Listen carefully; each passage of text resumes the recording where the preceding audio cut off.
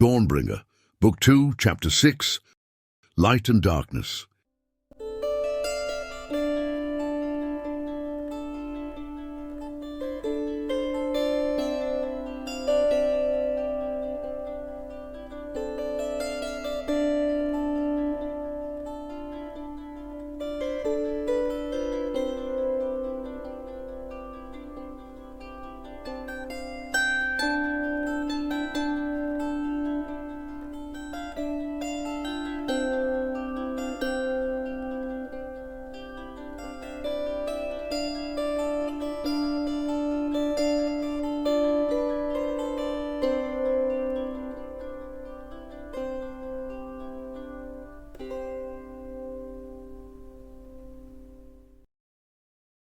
Eldarion wakes early, long before dawn, and his heart is restless. He rises from bed and dresses, then sits in a chair, his head resting against his hands. Only gradually does he remember what woke him, a dream, or rather a nightmare. Many of the specifics are gone now and may never return, but he remembers the feeling, the awareness that it stirred within him, and its import. And an image, the face of Rorlain twisted in pain. Rorlain dying. In the dream, try as he might, Eldarion was unable to do anything to help his friend, was unable to do anything but yield up to the inevitable, and to watch Rorlain brutally killed before his very eyes. But by whom and for what reason? He tries to shake it away, for it is irrational. Nothing in the dream was real, he tells himself. This is true, but dreams also speak of things hidden deep in the heart, often buried below consciousness and seeking to come into the open. What then is Eldarion afraid of, for Rorlain's sake? The answer is not long in coming. He fears what Rorlain will do if he chooses to act upon his suspicion regarding Hera's, Glenda's, Medora. As he sits in these thoughts and feelings, trying to make sense of them, to walk through them into clarity and peace, the words of Syrian come to mind. Your very limitations are given to you by another. To try to surpass these limitations will only cause you great pain and anguish of heart. He feels the truth of these words now, but simply experiencing this is not enough to give him the capacity to let go of his worry, his fear, and to relax into his littleness. After all, does not Rorlain's well-being depend upon him? Yet does it really? But a spark in the firmament of a million stars, but a line in the palm. The Grandmaster's voice casts an echo in his heart, as if the words once spoke are spoken again, but now they are spoken not from without, but from within. Eldarion rises to his feet and steps out into the corridor, walking the silent and still halls until he comes to the vestibule of the temple itself. He enters the wide chamber with raised roof arched overhead, and is surprised to find himself stepping into a liturgical service partway through. But he should not be surprised, as the vowed members of the temple gather every morning before dawn to sing until the coming of day's light, to fill the nocturnal hours of expectation with prayer until the day star itself comes and illumines all that before slumbered in the night. He takes a few more steps into the expansive nave of the temple and sits on a bench facing toward the altar from which incense rises and which is surrounded by the echoing voices of men and women whose song now fills his ears and joins with the voice that has been speaking from deep within him. When the night descends and darkness falls and sun's light is hidden, veiled from sight, the stars glisten silently in the celestial halls, and yet their silence is song, glorious in might. Sixfold constellations, brightest among the heavens, hearken unto us as you shine pure and undimmed, while we in toil and strife and fear make amends for the sickness that lives within us, for our sins. Darkness falls around us, day gives way to night, and twilight's splendor wanes into nocturnal rest. But we are bereft of peace, for before our sight the dark takes shape, gathers like a wave unto its crest.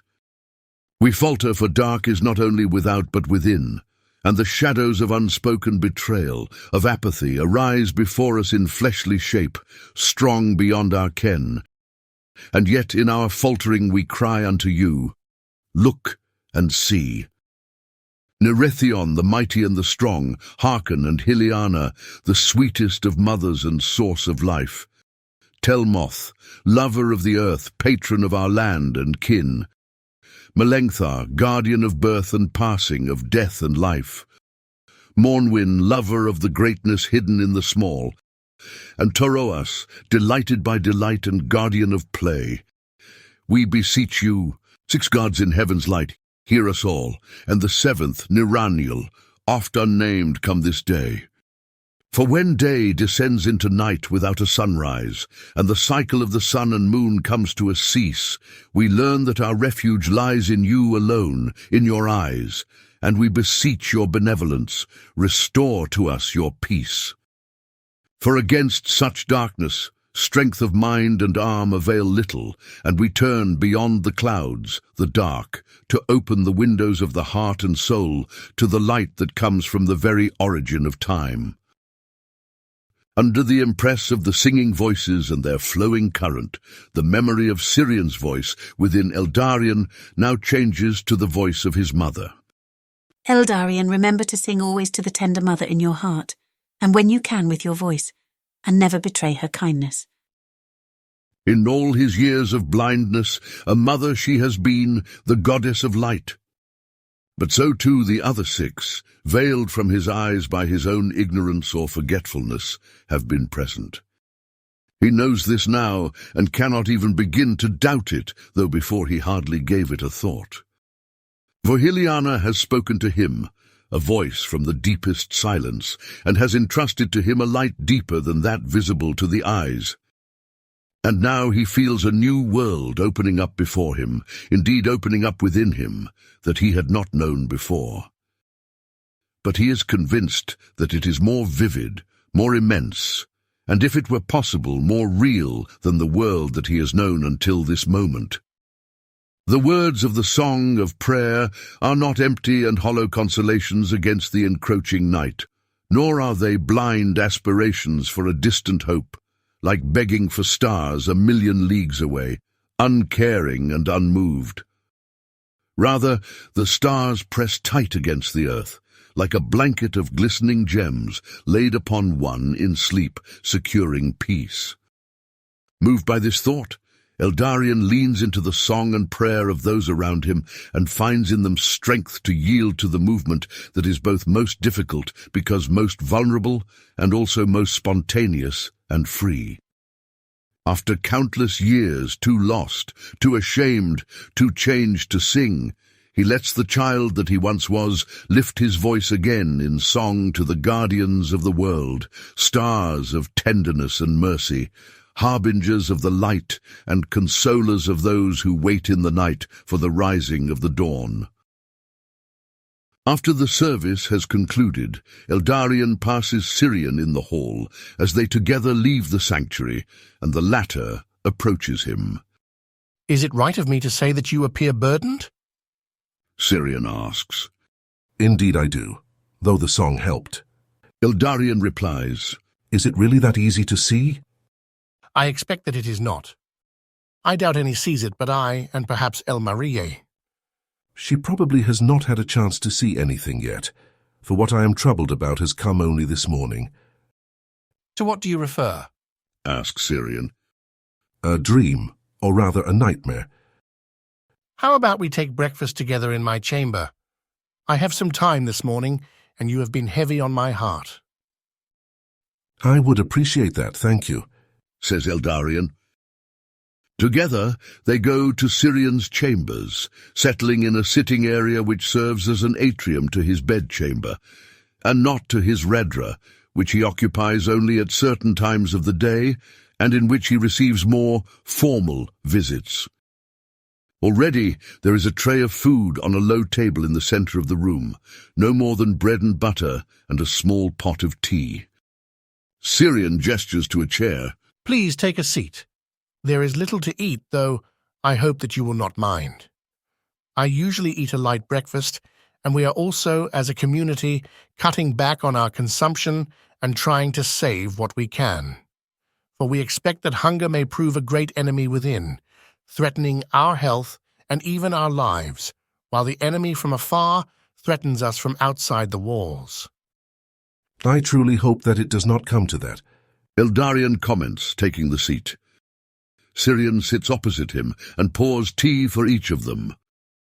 Do you not think, Eldarion continues, that as many people as are willing should evacuate from the city, moving further to the east? I am sure that the other villages will take them in, at least for a temporary basis. There is nothing new in that thought and that suggestion. Syrian says. I made it myself shortly after learning of the coming attack. But it is quite common tendency for many, and even unofficially, as I understand it, a good 80 or 90 families have fled to the east. But what about a mandate? I understand that we need men to stand and fight, but it is even more important that innocent persons do not die. And I fear, considering the nature of our enemy, that they shall slaughter without concern for armed or unarmed, capable or incapable. Has the Heras done nothing in this regard? Nothing? Syrian asks. He has forbidden anyone to leave the city, saying that it is cowardly to leave while others are forced to stay and fight. There is truth in that, says Eldarion. But what about women, children, and the elderly? Are they also to stay and await death should the battle go ill? That is exactly what they must do, it seems. But if the battle indeed goes ill, I fear that it is only a matter of time, until those who flee must face the same threat of death further east. May it never come to that. Is this what troubles you? Syrian asks. You have seen the forces of darkness, and you are concerned that we have little to no chance against them. That does concern me, says Eldarion. But that is not what burdens me especially at the moment, or at least not what I mentioned to you in the corridor. But in that respect, I know that there is hope, even if it is slim. I have fought in many battles, and I have come to learn that the outcome of military action is often different than we expect, and that worrying about it beforehand only clouds the mind's ability for judgment and the heart's capacity for courage. But you are concerned. Of course I am. We do not even yet know if we can slay these creatures, or if they, being already dead but animated by some power, are immortal. If that is the case, then we are certainly doomed. Unless there is a way to surpass such power. Syrian adds. But you yourself saw firsthand, did you not? They are capable of being slain. Rawlane told me himself that he slew them as one would slay any other living creature. That is true. Eldarion admits. But what is to keep them from simply being remade or sent back? Eldarion. The Grand Master whispers softly, running his hand through his long white beard. Eldarion. He repeats with emphasis. You see far, farther than most, and this seeing causes you great pain, even as it may be instrumental in saving the lives of many. You are saying that there may be some truth to my words. Not only maybe, but is. What do you mean? I have kept it to myself until this moment. Syrian explains. But since you have already intuited it, there is no reason to hide it any longer. After all, it is imperative that you know soon, so that we may discern a path forward. To what are you referring? Asks Eldarion. That these Druidach cannot be slain forever by ordinary means. You yourself saw them destroyed by blade and arrow, yes, and such is a true victory over their power. But it is only temporary. For the very substance of which they were made, something that I myself cannot speak to, as I know not what such a substance is, will only be reforged and sent out once again to slaughter and destroy. The manner of their making and their remaking, however, is beyond my own wisdom or understanding, and the ancient law lives no longer in common civilization that would give me greater insight. I know not how they are made, and I therefore know not how they are to be unmade. I may know something, Eldarion begins. though it is a mystery to me how it has come to be and what it means. And what is that? Asks Syrian. Hallowed light dissolves such creatures into nothingness. To what do you refer? When I strike the druidak with my sword, it glows with a blue light upon contact, almost like it is purging these creatures, and they simply fade away into dust. And what is special about your sword, Eldarion?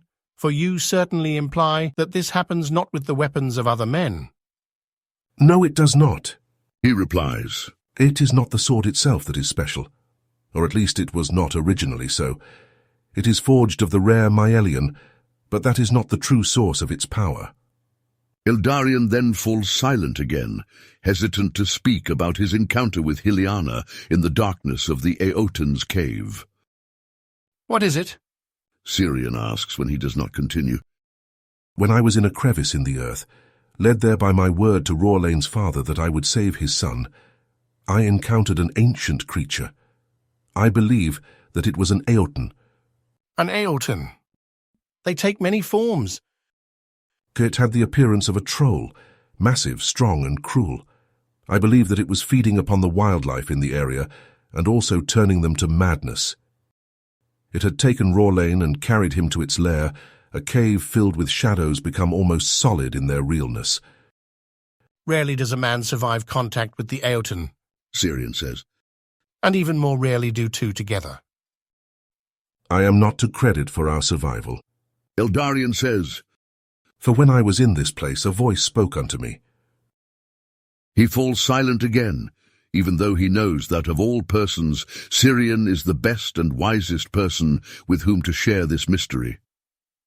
This time, the Grandmaster does not ask, but simply remains silent and waits. At last, Eldarion says, The voice claimed to be the voice of Hyliana, and it felt like her. In other words, what she claimed to be and what I felt her to be were one and the same. Syrian's eyes grow wide for a moment, not with surprise or disbelief, but with awe before he hides this expression. Nonetheless, a twinkle remains in his eyes, betraying the fact that he is deeply moved. He then says, Rarely do one of the divines make themselves explicitly known unto the children of men. They act in our world ceaselessly, this is true, but they prefer to act in secret and to speak silently in the depths of the heart, where only those of receptive faith may hear them. She must have had a grave reason for addressing you. I think that reason we already well know. replies Eldarion. She addressed me as Lightborn, and she said that I was to confront the darkness and that my blade, henceforth the Lightbringer, was to purge such darkness. You are full of mysteries, Eldarion. Syrian says, unable to mask the tenderness in his voice, if to mask it he desires. But what does it mean? Asks Eldarion. This too is beyond me, Says Syrian. though it does help to guide our steps. What do you mean it helps to guide our steps? The goddess named you Lightborn, or she called you that, and it was already your name. But there is only one place where any have been called that, as far as my limited knowledge serves. Where is that? The Velasi Forest, Says Syrian. though none have entered or left that place in over 1,000 years. How then do you know of such a place and such a title? Eldarion asks. Scattered records and fragments of memory. Is Syrian's terse reply. You said that the words of Hyliana that I shared with you help to guide our steps. What do you mean by this? It indicates where we can hope to find answers. Says Syrian. Answers on how to defeat these creatures in truth. But there is a problem. What is that? I said that none have entered or left the forest for a millennium, and that is because it is impossible to do so. That, of all the things we know, is clear from the records. But what is in these woods, and why would we wish to go there? Asks Eldarion. Answers, I would hope, though that's all that I can say. Perhaps the source of the power you wield lies there. something that can be used to imbue other weapons with the same light that shines within your own. Or perhaps nothing any longer remains that would be of assistance to us at all. But you think that we should venture it nonetheless? Eldarion asks. I do, Says Syrian. though I know not what would await you in such a journey. I will need time to think and pray, to study the ancient records, in the hopes that some small ray of light may shine upon the path to guide your way.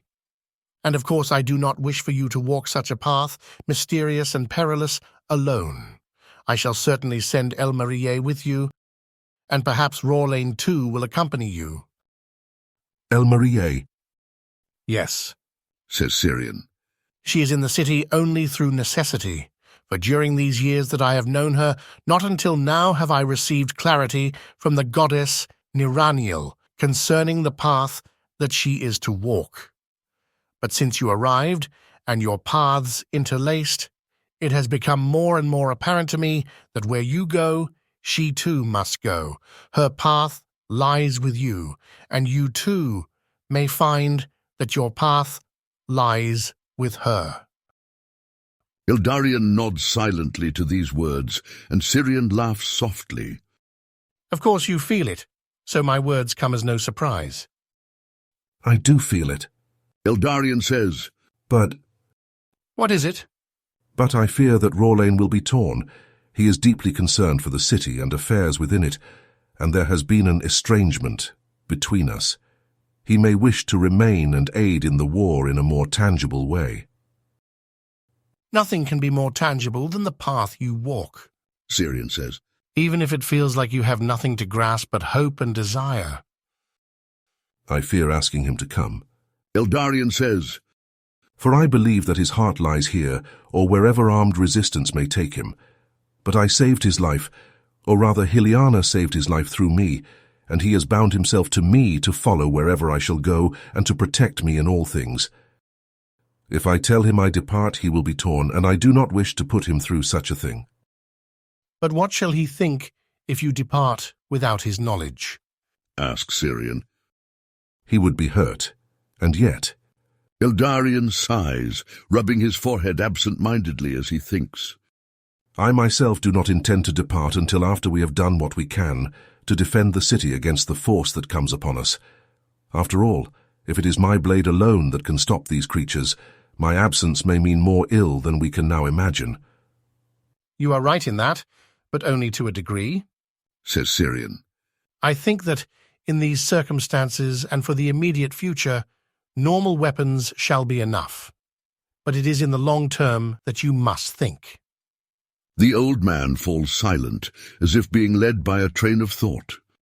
On the one hand, He then continues, we know not what shall befall these creatures nor ourselves when we face them, but I have a great deal of conviction that only a force that we do not now possess shall be enough to dispel them once and for all.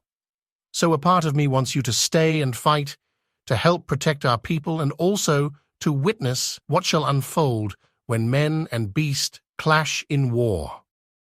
Much may be learned from that, but the other part of me wishes for you to make all haste to find the answer that we so desperately need. But it may be nothing but a rumor, a vain hope for a power that no longer exists or exists not where you search for it. What then would you have me do? asks Eldarion. It is not for me to command you. Syrian replies, But if you ask for my counsel, I say, wait and reflect for a few days at least, perhaps a week, and listen to the voice of your heart. If anyone can discern the path ahead, it shall be you, for it is you to whom this light has been entrusted. And Elmarie, too, I believe, shall know much or come to know it in time.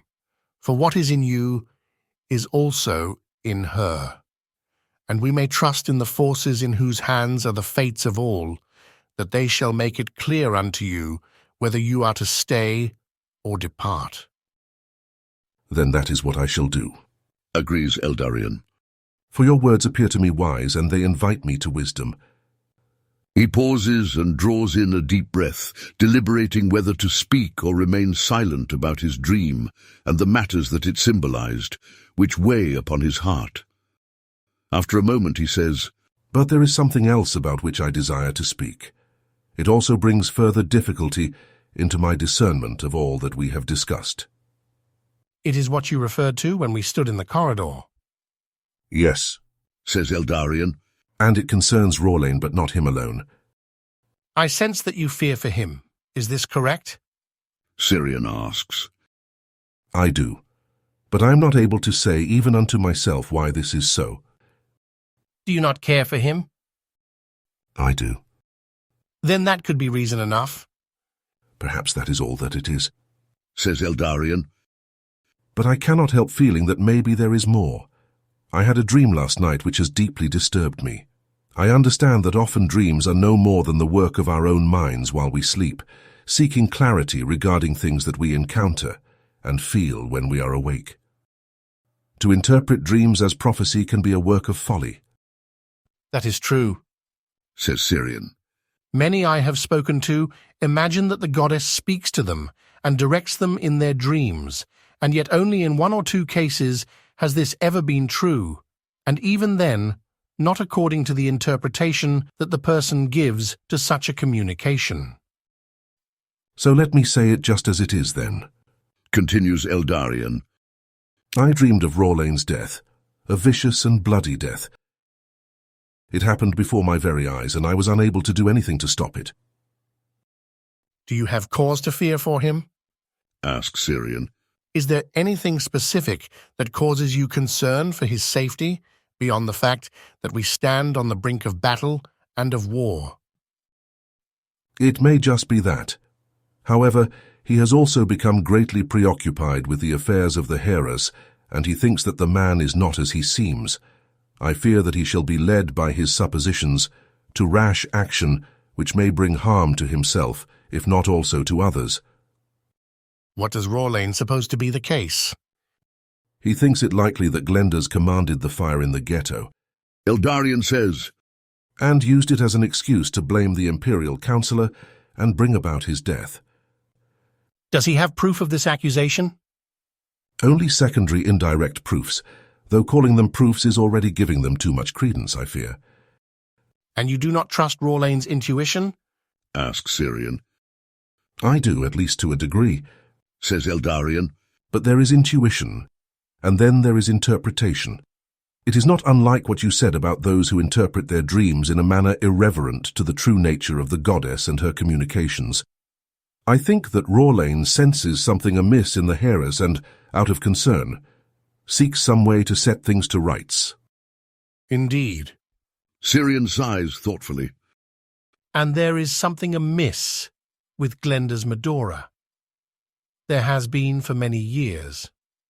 But I do not believe that Rawlane's suspicions are correct, at least according to the conclusions that he draws from them. I knew him when he was young, at least in a manner. He was quite different then than he is now, but the seeds of his illness were already present. His illness? Asks Eldarion. Yes. Says Syrian. The lust for power. I suspect that this is what Rawlane has witnessed and what he fears. He does fear that the Heras will go so far as to sell his own people out in order to maintain or increase his power. I know not whether such a fear, as extreme as it appears, is grounded or not. Syrian muses. Only time will tell. But what would Rawlane do? I suspect that any effort to intervene or usurp the Heras' power would do more harm than the evil it sought to prevent. I think Rawlane's inclination would be to unveil the Heras' corruption and thus to rob him of the authority which allows him to do evil, manipulating those under his command to acts of harm. Explains Eldarion. But we do not have proof of such acts. Syrian asks. No, only that the murder of the councillor and his men at court happened at the same time as the fire, and that the Heras accused the councillor of starting the fire. It was in the conflict immediately following this that he was slain. The councillor was a good man. Syrian says. So I have heard. He was a man of peace. To some people's minds, even too much so. He tolerated the seeds of rebellion for years through fear of spilling unnecessary blood and causing harm to the people of the city. He served the empire, yes, but he also served the people of Telmerian. Then it is unlikely that he commanded the fire. Very unlikely. So Rorlane's suspicions have at least some foundation. Eldarion asks. That was never in doubt, was it? No, it was not. It is his interpretation and his course of action, if action he takes, which concerns us. Eldarion pauses and thinks for a moment before asking, Do you think Glenda's such a man as to command the burning of a section of his own city? As an excuse to kill a man. Syrian replies. I think not. But perhaps there are other motives of which we are unaware. Nonetheless, Glendus is not a fool. He knows that many of his subjects dislike him, so if he thought there was any chance others would impute such an action to him, or look poorly on him for allowing it, he would not risk it. What if I were to approach the hearers myself? Eldarion asks, at first hesitantly, but then more firmly he continues. What if I were to try to glean something from his mind? I do not mean that we may judge him. I mean that we may learn what to expect of him, how he shall lead the people of this city, and thus the path of cooperation, if cooperation is possible. Unless Glendus is sided with the Empire against his own people, Syrian replies, the coming attack will set him unconditionally on the side of the people of Ristfand. Whatever self-interest he may have will be put to rest in the need to ensure the very survival of his city and its inhabitants. Then what shall I do? Allow me to speak with him. Syrian says. We have not spoken in many years, but this may be a good time for me to reintroduce myself. If I judge it appropriate, I may also be able to tell him that I have a man with me who has received the power to confront the powers of darkness that threaten us. It would be most fortunate if he were to accept your aid in protecting his people and fighting back the invasion. Your experience, along with what has been entrusted to you, may give him both hope and wisdom, as well as courage, in the fight that lies before him and in the future of his people itself. If that could indeed be the case, Says Eldarion, then I would have a reason to stay in Ristfand until after the attack. Were he to accept my aid, I would gladly give it.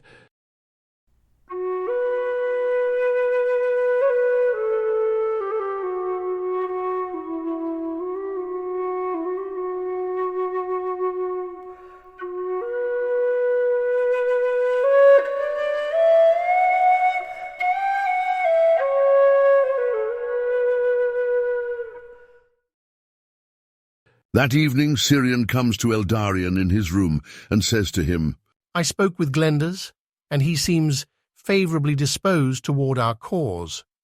I sensed no duplicity in him, at least regarding the things about which we spoke. He asked to speak with you as soon as possible.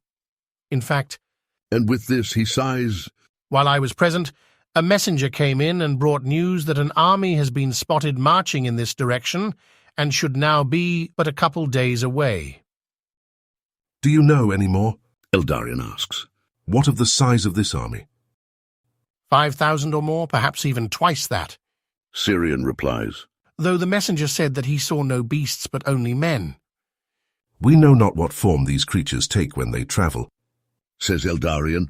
So this is no indication that the alliance between the Empire and the Druidach has failed. It may simply be that they, being creatures of darkness, are not visible in the daylight. Explains Syrian. You mean to say that we may find ourselves fighting an invisible enemy?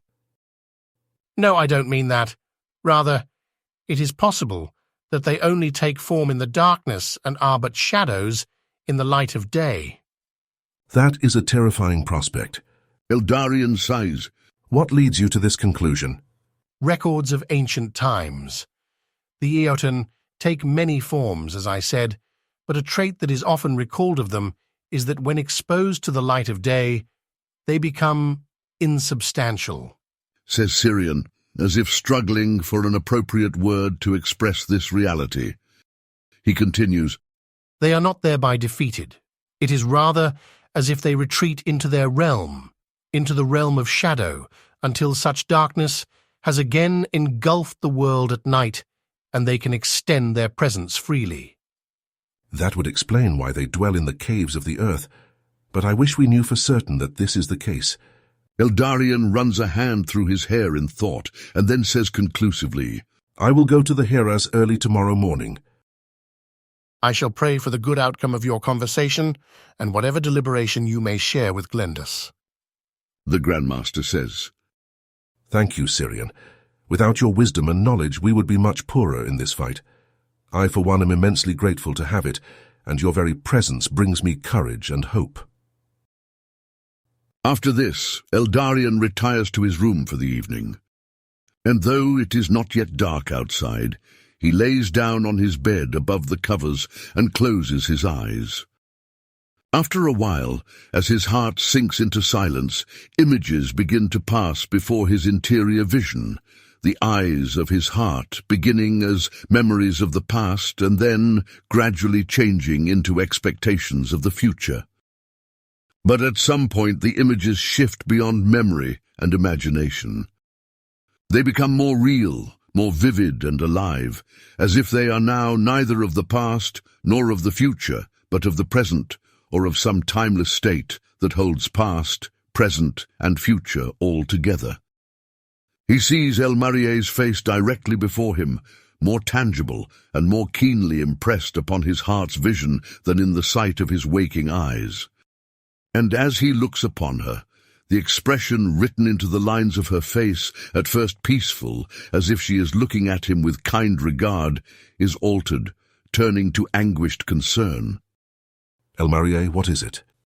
He finds himself asking the question unconsciously, so real does her presence seem, but he hears no answer, at least not one explicitly put into words. For a long moment he looks into her eyes, and she looks into his, and something passes between them, like a voice uttered without need for sound, or a silent word that contains in itself the meaning of many words. But gradually this image fades before Eldarion, and another face takes the place of that of Elmarier. It is the face of Rorlain. But Rorlain is not looking at Eldarion, and does not seem to be aware of his presence. Rather, his gaze is intently fixed elsewhere, though his expression manifests an anguish similar to Elmarier's anguish, a concern, however, fraught with more fear and uncertainty, whereas even in fear and concern, Elmarier did not cease to radiate a kind of gentle peace and serenity, afflicted but undimmed. But as soon as Rorlain's face appears full-formed before the eyes of Eldarion's heart, so too does it fade away, and the latter finds himself looking once again into blackness.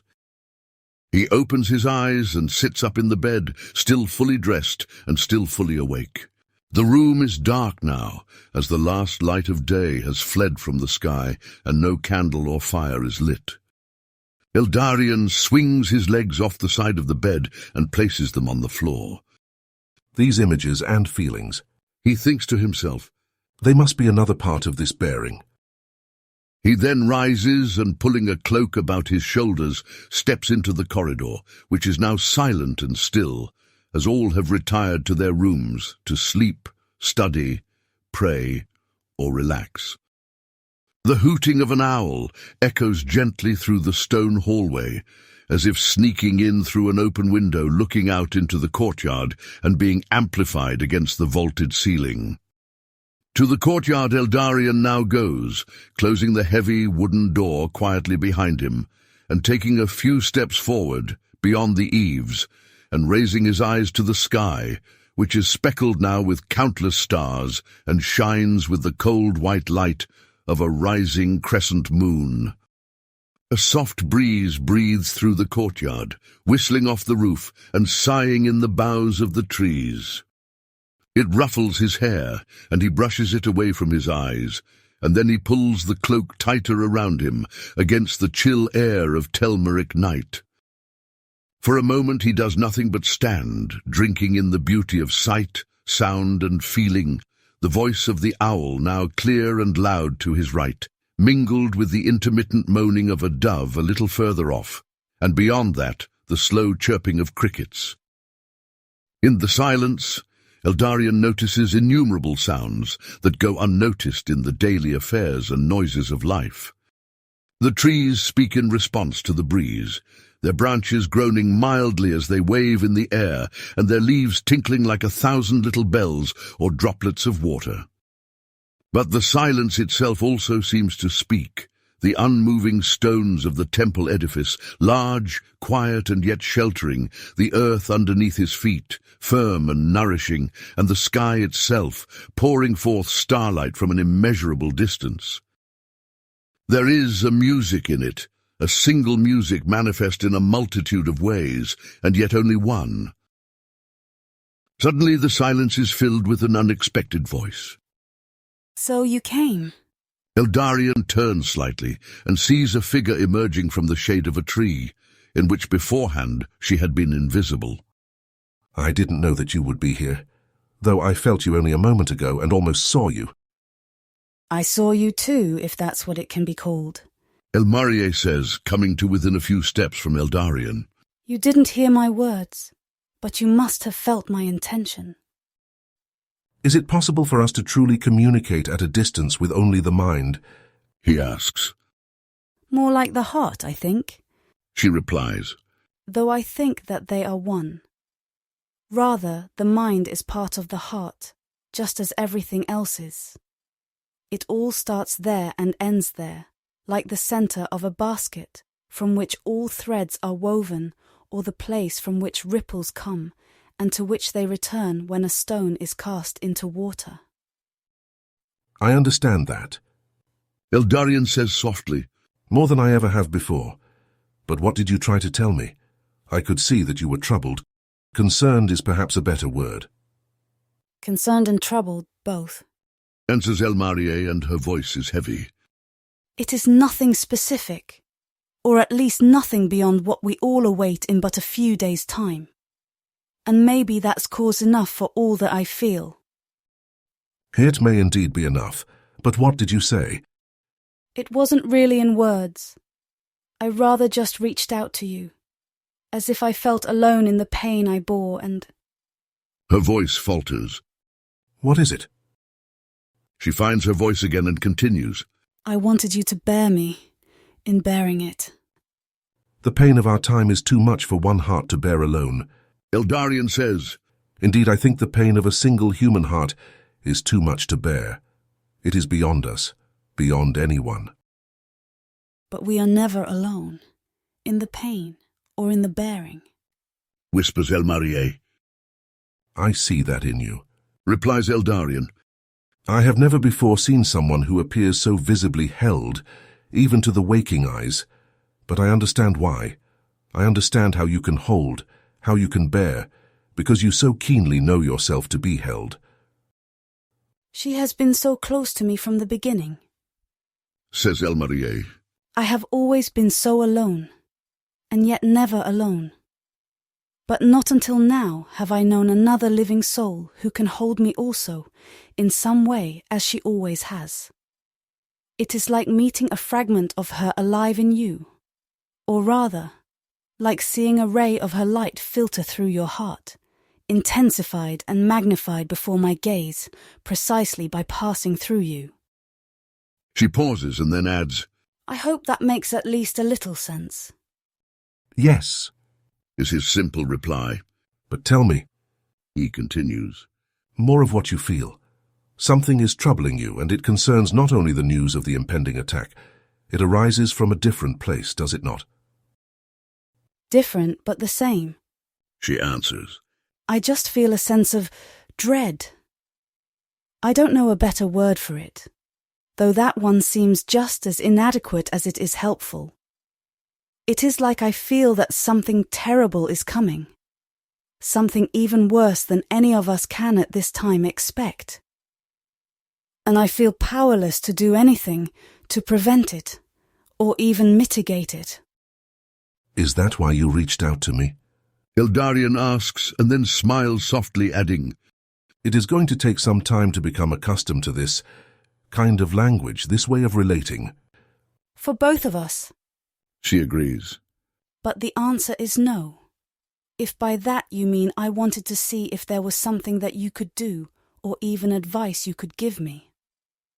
How, after all, can anything be done about an evil that is only felt, and whose nature is neither seen nor understood? I suppose that understanding can be sought, says Eldarion. Syrian has given me a great deal of illumination in this regard, and though I feel the evil more deeply than before, I also feel like I see it more clearly, and this helps me feel less helpless, even if no less powerless. Maybe you are right. Elmarie sighs. It is perhaps simply too early to know what this evil is, and all that can be done is feel it in expectation.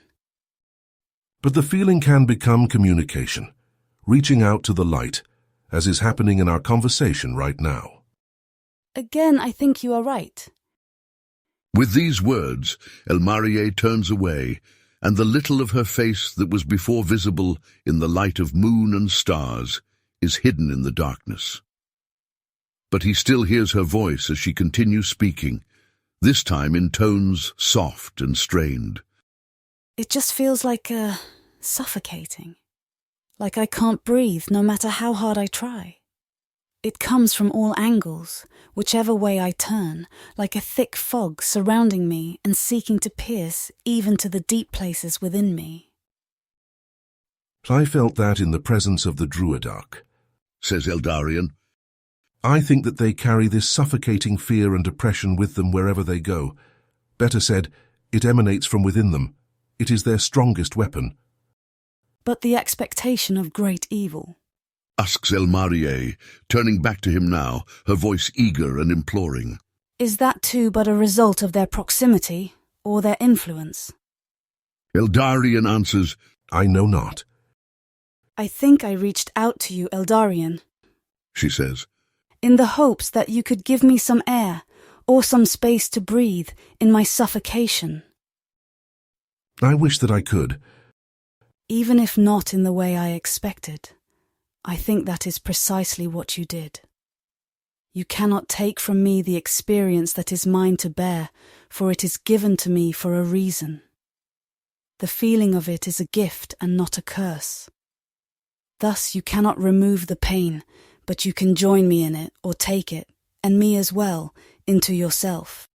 And that makes a difference, a very significant difference indeed. Then I am happy to do what little I can. Eldarion affirms, softly yet enthusiastically. Elmarie nods and smiles. Thank you. It is good to have you here with me. Know that I'm here with you and for you too.